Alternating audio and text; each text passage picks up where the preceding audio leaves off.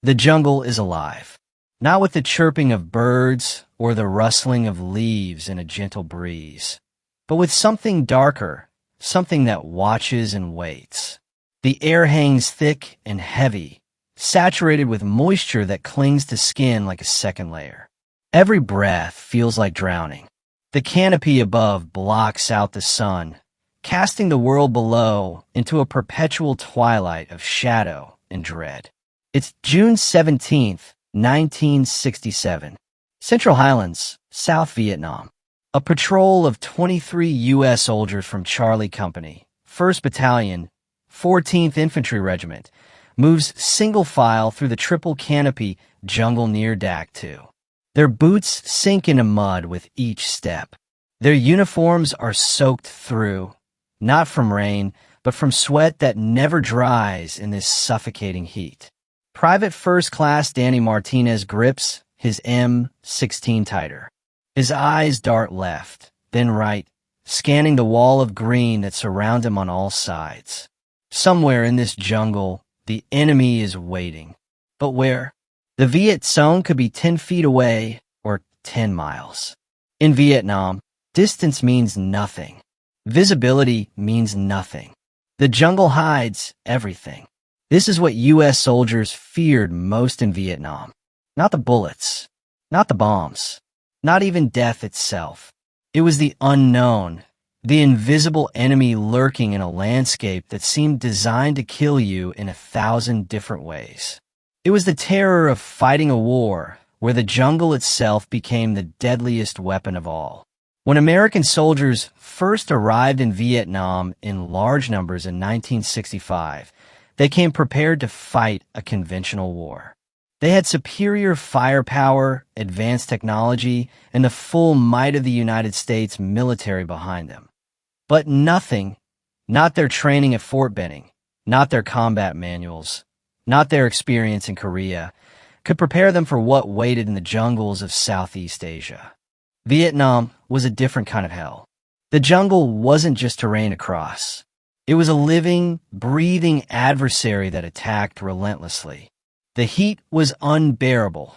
Temperatures regularly soared above 100 degrees Fahrenheit, combined with humidity that made the air feel like hot soup. Soldiers carried 60 to 80 pounds of equipment on their backs. Ammunition, grenades, water, rations, radios, mortar rounds. Within minutes of moving out, their uniforms were drenched. Within hours, their feet began to rot. Immersion foot, better known as jungle rot, became epidemic. The constant wetness turned skin pale and wrinkled, then caused it to crack and peel away. Infections set in quickly.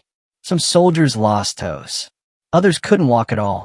Medics wrapped feet in plastic bags, but it barely helped. The jungle found a way in. Then there were the leeches. Thick, black, writhing creatures that dropped from trees and crawled through the undergrowth. They attached themselves to any exposed skin, necks, wrists, ankles, and gorged on blood. Soldiers learned to burn them off with cigarettes, but for every leech they removed, 3 more appeared. At night, men would wake to find leeches inside their boots, their pants, even their mouths. Malaria-carrying mosquitoes swarmed in clouds, so thick they blocked out what little light filtered through the canopy. Dysentery turned strong men into hollow-eyed ghosts within days.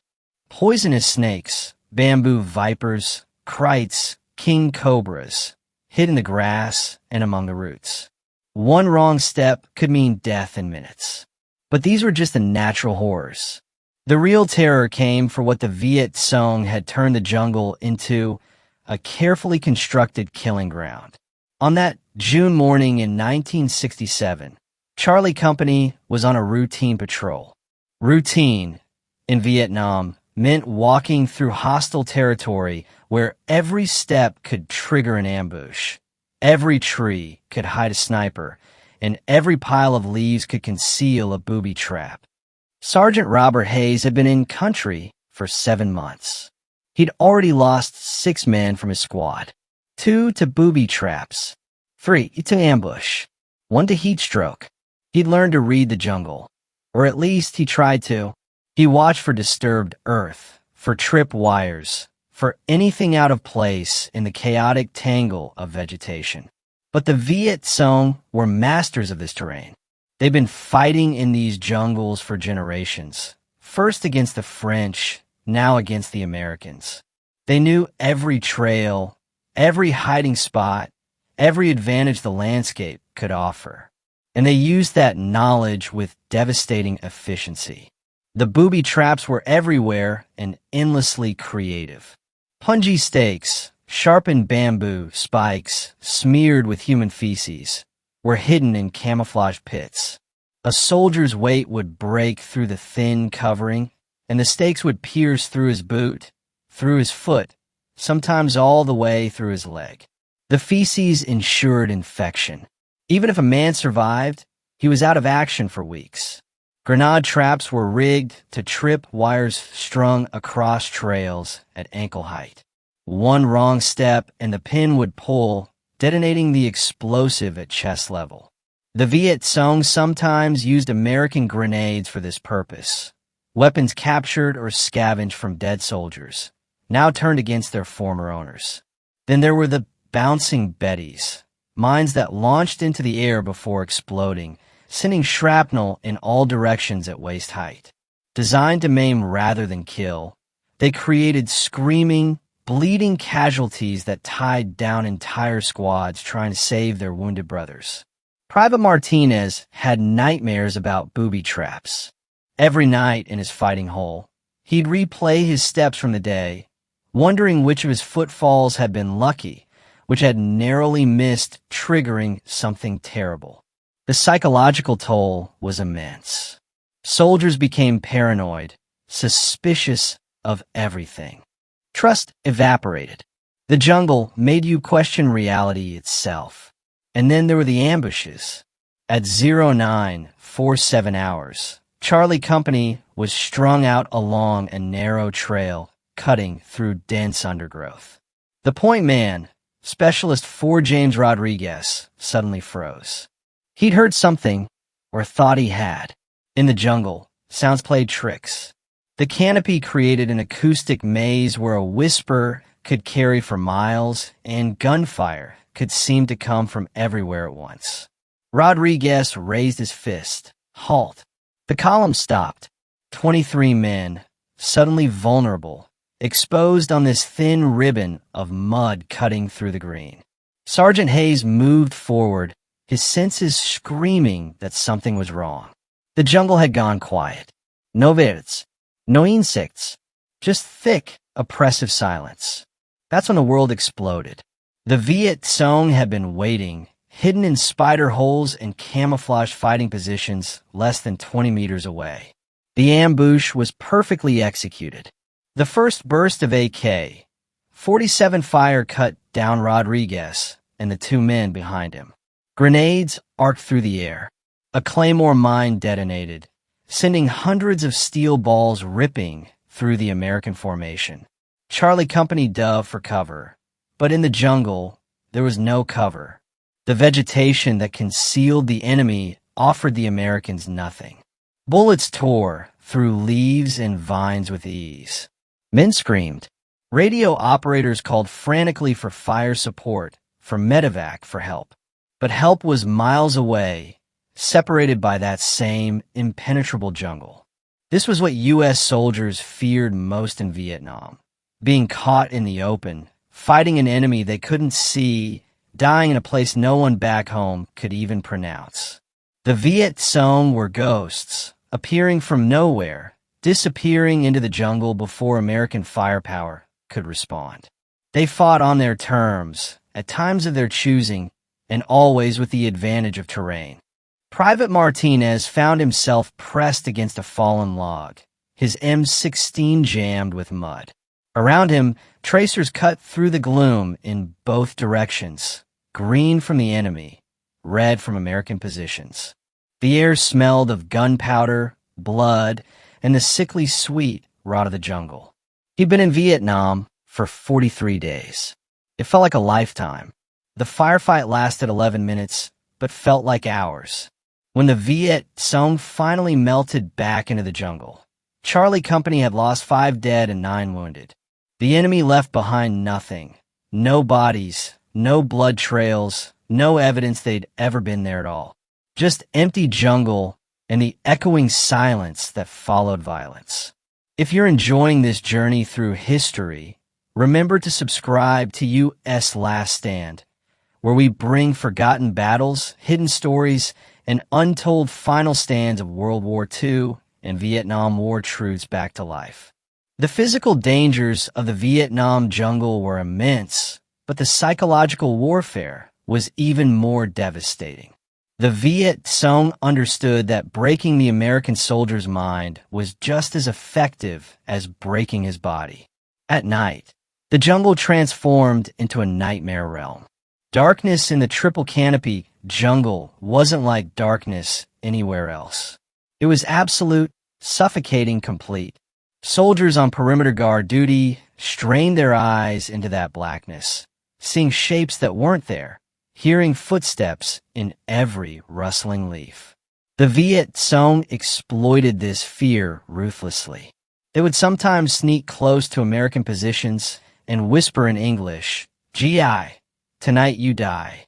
They'd throw rocks to create sounds of movement, forcing the Americans to fire, revealing their positions and wasting precious ammunition.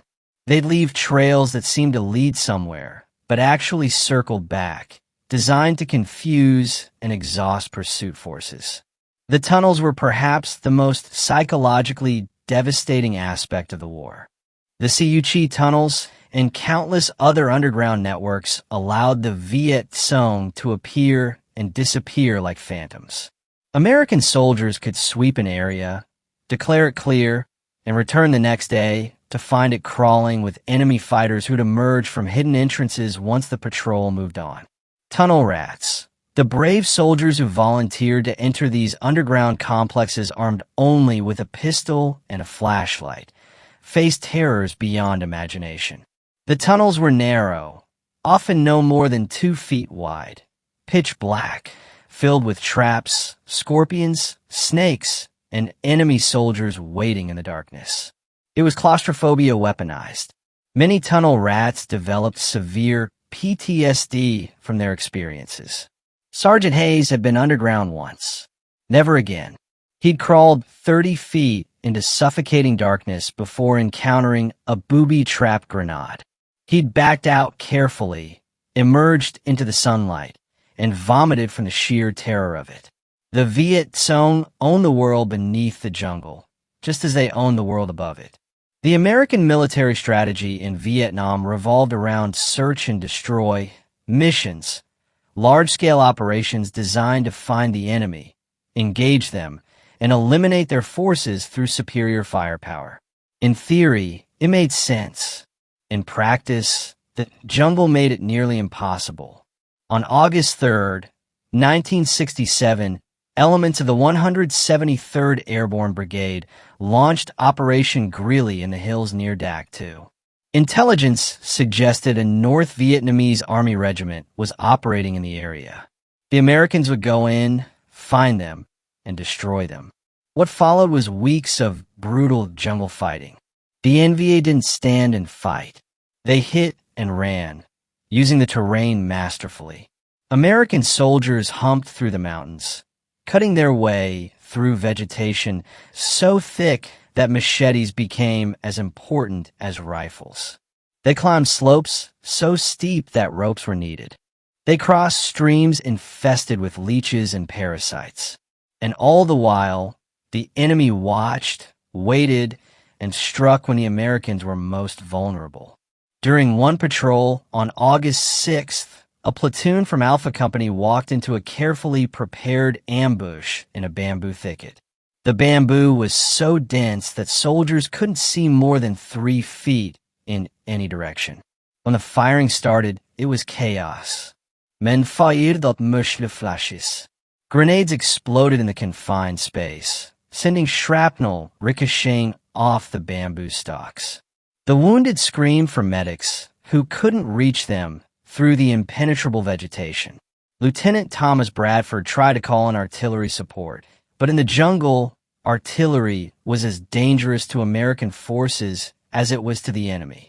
The thick canopy caused shells to detonate in the treetops, creating deadly airbursts that rained shrapnel down on everyone below. Napalm was even worse. The jellied gasoline stuck to everything, including friendly forces caught too close to the strike zone. The helicopters that defined the American war effort in Vietnam struggled in the jungle environment. Landing zones had to be carved out of the forest, often under fire. Medevac pilots performed acts of extraordinary courage, hovering over small clearings while door gunners provided covering fire and medics loaded the wounded. Many helicopter crews died trying to save soldiers trapped in the jungle. For the infantrymen, the grunts who did the actual fighting, the jungle war became a test of endurance that seemed to have no end. They'd secure a hill after days of brutal combat, only to be ordered to abandon it a week later. They'd clear villages, watch them be reoccupied, then clear them again. Progress couldn't be measured in territory because territory meant nothing in a guerrilla war. What U.S. soldiers feared most in Vietnam was this sense of futility, of fighting and dying for objectives that were abandoned as soon as they were won, of watching friends get killed for a piece of jungle that would be given back to the enemy the moment they left. The jungle war took a terrible psychological toll on American soldiers. PTSD, though not yet widely recognized or understood in the 1960s and 70s, affected hundreds of thousands of veterans. The hypervigilance learned in the jungle, where any moment could bring death, didn't simply turn off when soldiers returned to civilian life. The nightmares didn't stop. The guilt of survival didn't fade. Beyond the psychological scars, the jungle left physical marks on an entire generation.